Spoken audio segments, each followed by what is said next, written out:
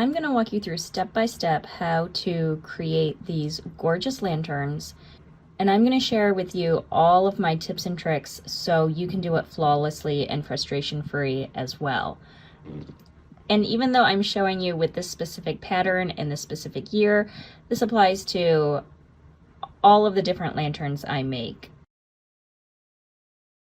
So before we get started and dive in actually making the lantern, let's talk about what materials you absolutely need to do this project and to do it successfully. Again, I would not call it a beginner project. It is a little more complicated, but if you follow the steps and know the exact tips and tricks, you are not going to have a problem. So let's talk about what you need to make this project successful. First off, this is what I call an intricate cut. So that means there are a lot of very small, tiny cuts, but I've tested it so many times. When I designed it, I made sure that this cut would be successful on your cutting machine. But there are some things you need for a successful intricate cut. And those are, one, you need to make sure your blade is clean and sharp. Two, you need to make sure you are using a very clean and sticky mat. I like to use the Light Tack, the blue mat, more so because it's easier to get all the left behind scraps off of once you are done cutting the lantern. I also use my Cricut scraper to scrape those pieces off of the mat. That's why I have this here. You need some good cardstock. I like American Crafts cardstock, but I also use Recollections at Michael's with great success. You just want to make sure it's solid core, meaning that if you rip the cardstock, it's not white in the center. That color goes all the way through. Now, some cardstocks cut better than others, so if you have done all of the steps to make this successful and it's not cutting well, switch out your cardstock. Try a different brand, try a brand, that's recommended for intricate cuts.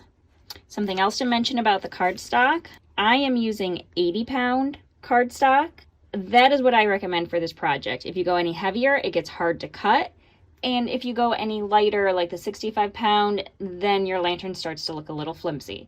So get yourself a nice quality 80-pound cardstock in the color of your choice. You'll need some vellum paper. If you don't want to use vellum paper, you can also use tissue paper or something of a similar consistency. I highly recommend a brayer. The brayer is useful in getting your cardstock stuck to your nice clean mat evenly, so your intricate cut has more success. You also need some sort of scoring tool. So I have both the scoring stylus and the scoring wheel.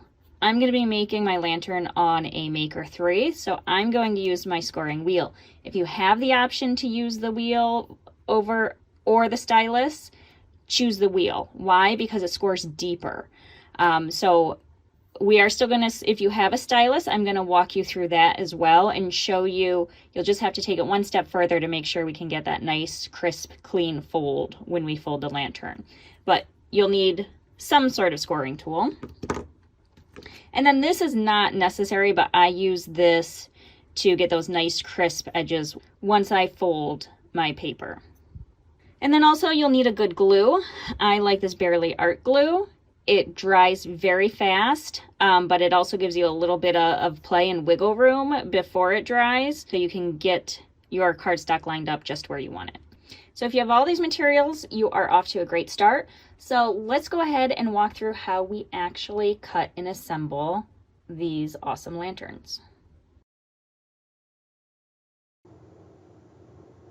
So we're going to start in Design Space. So you have purchased the file from Etsy, you've downloaded it, and you've saved it onto your computer. If you need help with any of these steps, I'm going to link some videos below that'll walk you through how to do those steps. But at this point in time, I'm assuming it's out on your computer or device somewhere. So what we're going to do is we are going to hit Browse, and we're going to go out and we're going to find it. I've included 2 different SVG file options for these lanterns. And again, it doesn't matter which design you've purchased, it's all the same. So there's a smaller option, which ends up just using one piece of 12 by 12 cardstock. And there's a second option, due to customer requests, I've had a lot of customers say, well, I want to make it bigger. So I took the design and I split it into 2 pieces, allowing you to max out the height to your 12 by 12 cardstock. So I have the smaller version and then I have the much larger version. So once you've decided what size file to use, I'm going to bring up the smaller size first. And I'm going to explain how this is set up. So they're both set the same way, so if you're going smaller or larger, the only thing of course is the larger is 2 pieces here. So you have this box right here that tells you, wait, you have to do some things before you start to cut. I just went ahead and ungrouped that a couple of times.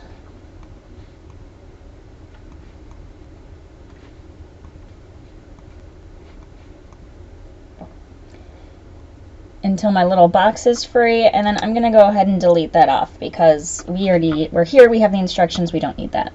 So we need to be aware of a couple of things before we cut this out. So each one's set up where you have your actual lantern. These are the vellum pieces that go behind it. And this is a bottom piece. Now you don't need the bottom piece. If your graduation party is inside, it's not needed at all. If your graduation party is outside and you're worried about it windy and the lantern blowing over, what you can do is you can glue this bottom piece into the lantern. You can put your tea light candle in, and you can also put some heavy stones in there to weight it down so it doesn't get taken away with the wind. But again, if you're planning on being inside or you don't need it weighted down, just skip the bottom, just delete it off right now. You don't need it. But I'm going to show you how to make it with the bottom. So what we want to do first is we want to take these lines, these black lines right here, these are now cut lines, but we don't want to cut them because then our lantern would be in pieces. So what we want to do is we want to come over to the layers panel and we want to select them.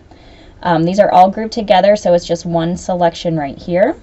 And then we want to come up here to operation and we want to go down and we want to select score. Then we want to select the lantern and the score lines and we want to hit the attach button. That'll keep it together and that'll make sure it scores in the exact right place.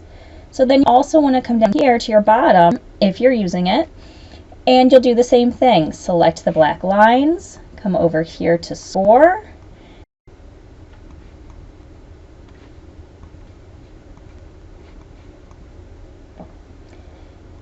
and then select both of them and hit attach.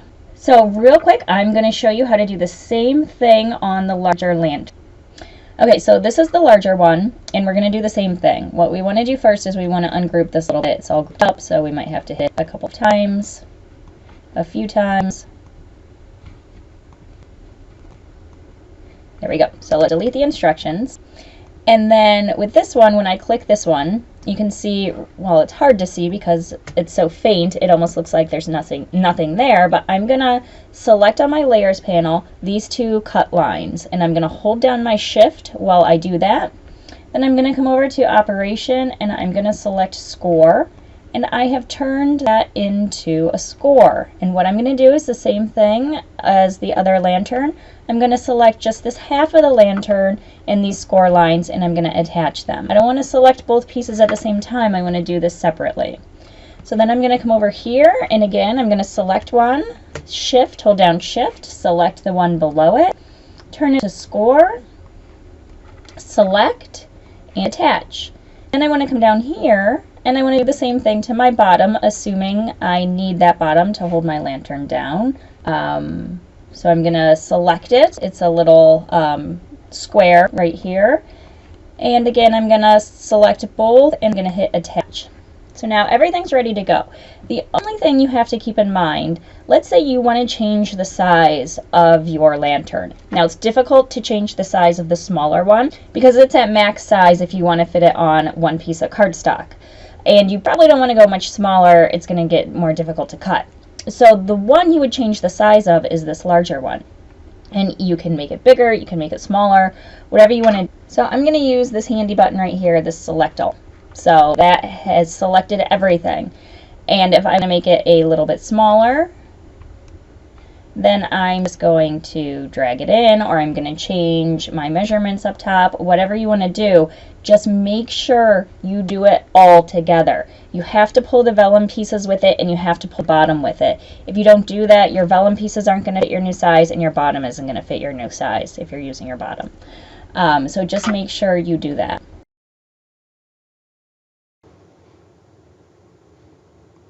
And we're going to do it on a mat. So it wants me to do the vellum pieces first, and my 4 pieces will just fit on an 8.5 by 11 size paper. If you need to do some arranging and adjusting, you can come over and change your material size. So I'm going to hit continue, and maybe you did not know this, but Cricut actually has a material setting just for vellum. So if you have an Air Explorer with a dial, go ahead and turn that to custom. Or if you have your maker, just search for vellum, and there it is. And I usually default my pressure to more for my vellum. And so we have our nice clean mat, our blue mat, and I'm going to take the vellum and I'm going to put it on, and I'm going to use my brayer. I use my brayer to put all materials down on the mat. Helps you get a nice clean cut that way. And I'm going to load it and press go.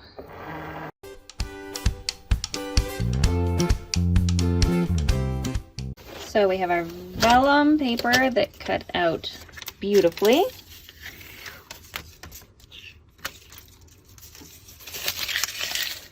And to remove it from the mat, I'm just going to flip the mat upside down, and I'm going to peel the mat away from my vellum. Now the vellum is in no danger of tearing, but I don't want it to curl up too much.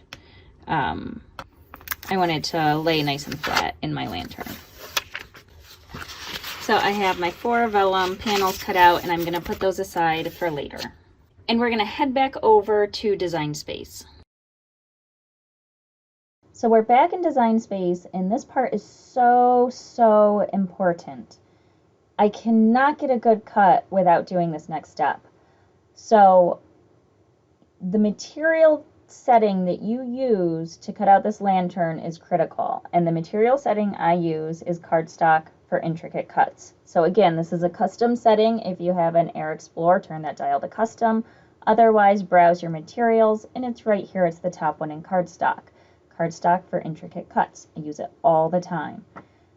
And in this case, I am using my cardstock. I'm using American Crafts cardstock, which is one of my favorites to use. It cuts so beautifully, and I'm using the 80 pound. So because of that, I do like to change my pressure default to more. Now this should work out perfectly for you. If for some reason, I don't know why, but if for some reason it does not cut all the way through, I will link my video about how to do intricate cuts in the description below, and that will walk you through adding a custom material setting in case you do need a little more pressure on top of your more pressure. So take a look at that if you are having problems with that. But again, I've never had that issue, but just in case, I'm covering my bases. So I have my cardstock for intricate cuts material selected. I have my cardstock, and again, this is 80 pound, and I'm using American Crafts.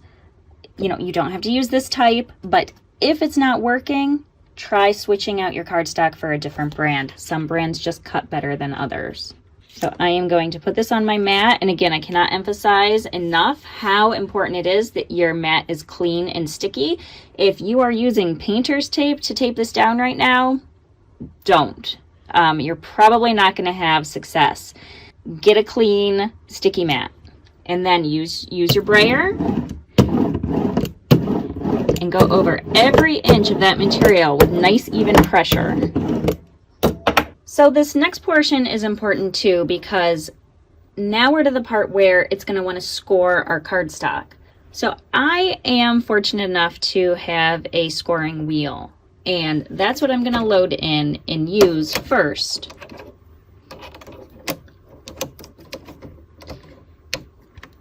Okay, let's say you just have a scoring stylus and you do not have the scoring wheel and you're using your maker. What you want to do is you want to put it in clamp A, push down, make sure it's down in there all the way. And then you want to come back into design space. And right here on step 2, where it says edit tools, you want to select that. And it always defaults to the scoring wheel, but you'll want to select the scoring stylus. If you do not do that, it will not recognize it and it will not work. So hit apply. And of course, if you're using an Air Explorer, you just put it in clamp A and it will recognize it, no problem. So I have my scoring wheel loaded. I have my cardstock for intricate cuts, and I'm gonna go ahead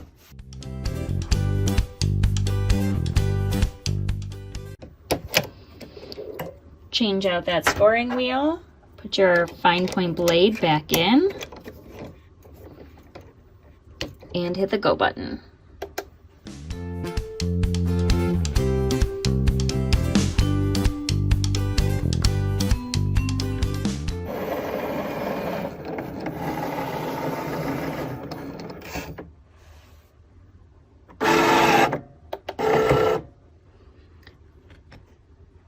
Okay, there it is. It cut gorgeously. It took a while. I mean, it took almost a half an hour to cut this, but again, you have all of this intricate lattice work, which I'm biased, but I think is gorgeous. And it did it twice. And it had to do it twice to get that intricate cut without tearing any of this cardstock. So if you're making a bunch of these, just plan ahead, have more than one Cricut going, or just make sure you give yourself enough time. You know, you can hit go and walk away and come back 30 minutes later, but you have to have enough time built in to get them all done. And this is definitely the most time consuming portion. The rest of it is going to be a breeze. So what you're going to do next to get this off of your mat is you are going to turn your mat upside down, and slowly you are going to peel your mat away, so that way there's no tearing and there's no curling of the cardstock. So you have this gorgeous lantern, and you notice most of the pieces stuck on the mat, but we have a few that are still in here, so I just push them through, get rid of them. And if any are still, you know, sometimes they're still caught on by like a little thread, just make sure you push them through and pull them from the back. That way, just in case you ever get any tearing or peeling on your cardstock, it's on the back, so it doesn't really matter. So you don't have to be all that super careful. And just a tip, once you have it off your mat, you have all of the leftovers still stuck on your mat. So this is where my Cricut scraper comes into handy. I actually don't use this for anything else besides getting cardstock off my mat.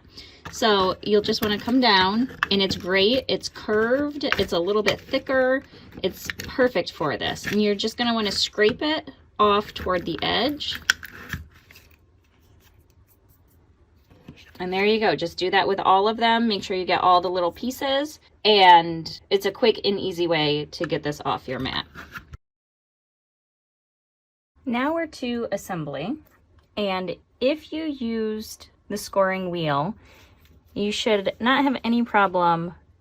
What you want to do is you want to find that score line, and then you want to bend it back. So what I do is I put my finger underneath it, or I actually often use my creasing tool. But if you don't have this, you can use your finger. Put it right below the score mark, and I kind of do a slow bend. So I don't go full in and try to do the big old crease at the beginning. Just because this is on the larger version, you do the same thing, but it's a little bit harder because it's even bigger. So I kind of work my way, bend it, bend it, bend it. And this helps the cardstock not get damaged when you go in and do that fold. So now I am to the part where I can fold it over.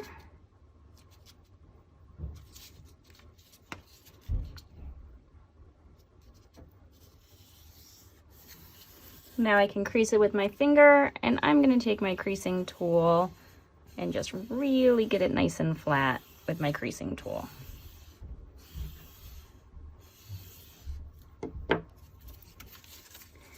So that's a gorgeous bend right there. Now let's say you did not have the scoring wheel, so you use the scoring stylus, which we know doesn't cut or doesn't score quite as deep. What you'll want to do is a little hack to make your life easier is line a ruler up right along that scoring line. Then take your actual stylus and make sure the stylus tip, you know, lines up with this line, and then go ahead and score it as hard, press down very hard, 3, 4, 5 times. And then once you've done that, you can do the whole work it slowly with your finger, and it's just going to bend so much easier because you made that score mark even deeper.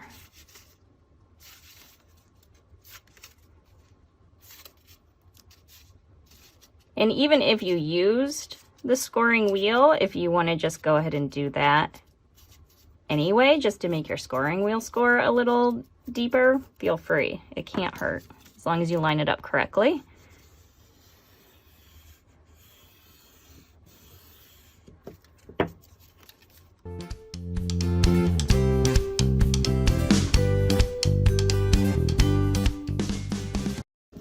Okay, so we have everything folded, and don't forget the little tab on the very end. So now we are going to glue our vellum in. And again, I'm using my Barely glue. And what I like to do is I like to go around the outside.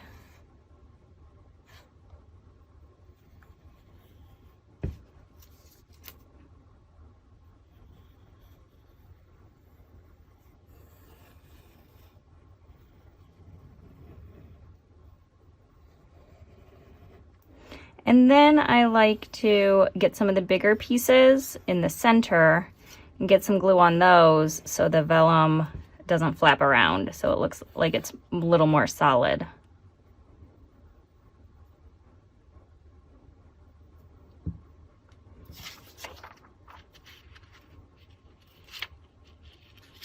And then you just line it up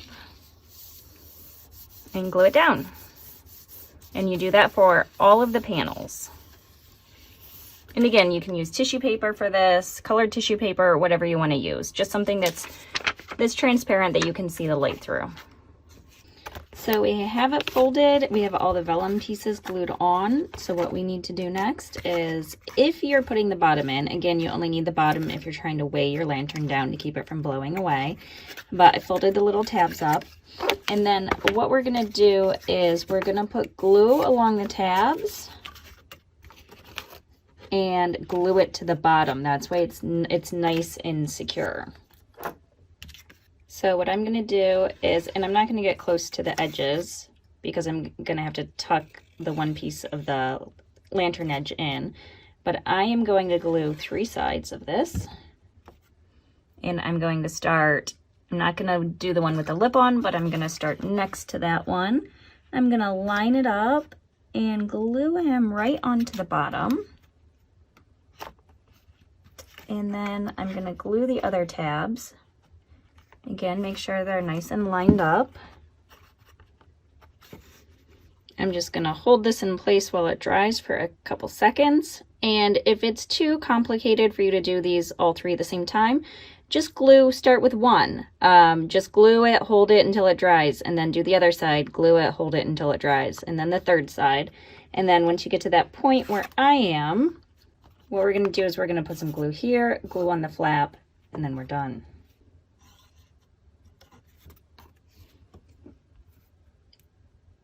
So glue there, glue on my flap, and then I'm just going to tuck this flap in,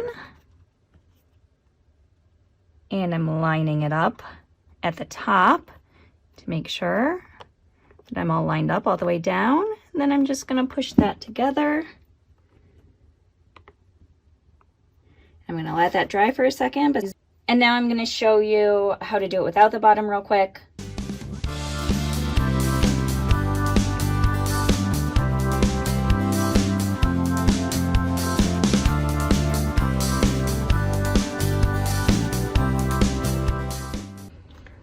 So assembly with the larger lantern is almost just the same. The only thing you want to do differently, you still want to fold and crease along your score lines.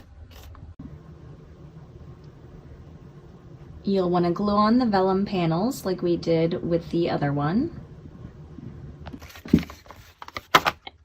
And then I'll show you real quick on the bigger pieces too. We're going to do the same thing where we are going to glue this into the bottom. And this time I'm just going to do it one piece at a time because this is a little bit bigger. So I'm making sure that's lined up with the bottom so it's going to sit nice and even when I stand it on my table for my centerpiece. I'm going to push that down and I'm just going to give that a second to dry.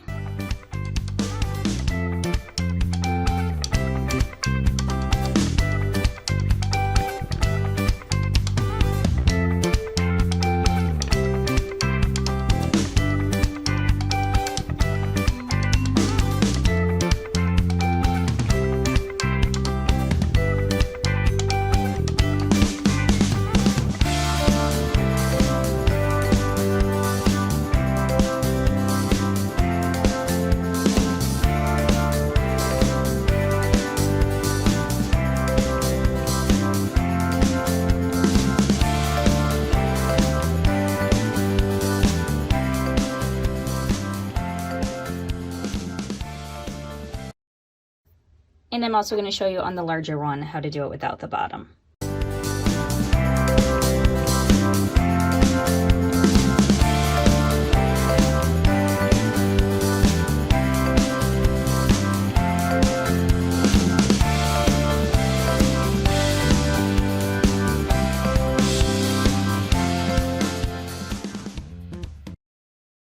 And then glue together the last remaining tab. And if you want to, you can even take the bottom and cut it out twice and kind of put it as a top. Of course, you wouldn't want to glue it down or anything because you have to take this in and out to get your tea light candle in and out. Congratulations, you have created these gorgeous lanterns that are sure to be a hit at any party.